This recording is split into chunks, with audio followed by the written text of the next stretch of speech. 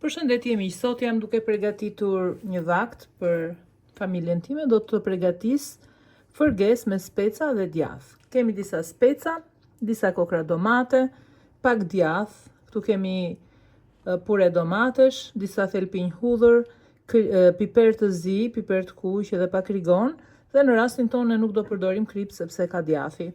Gjithashtu kemi edhe vajin e ullirit. Në një tigan do të shtojmë vaj ulliri.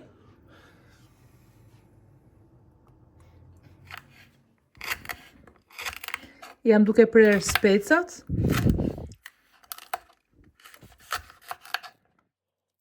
Kemi hequr ato pjesët e brendshme. Do t'i presim.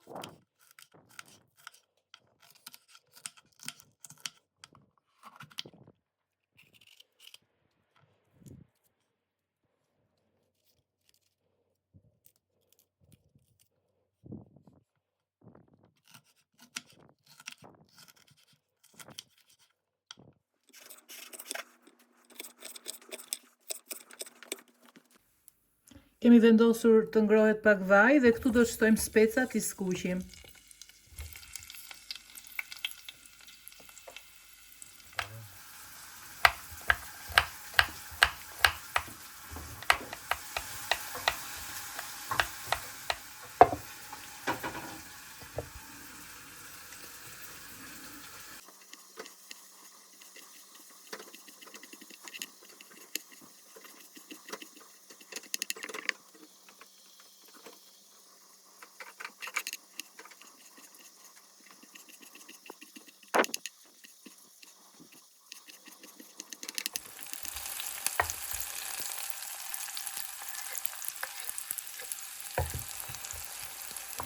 Edhe domatet.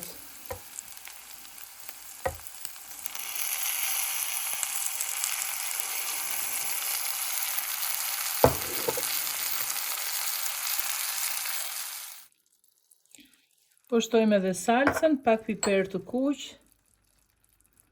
pak piper të zi, pak rigon. Vazhdojmë i përziejmë edhe për pak, sa të marrin val.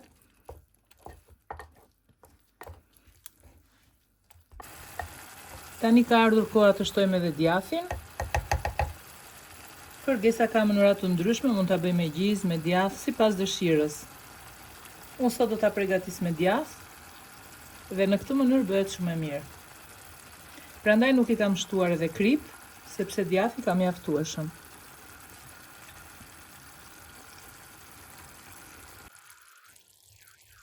I vazhdojmë i përzijem dhe për pak dhe do të lëmë që të marrin val, të përzijen shijet me njëra tjetrën.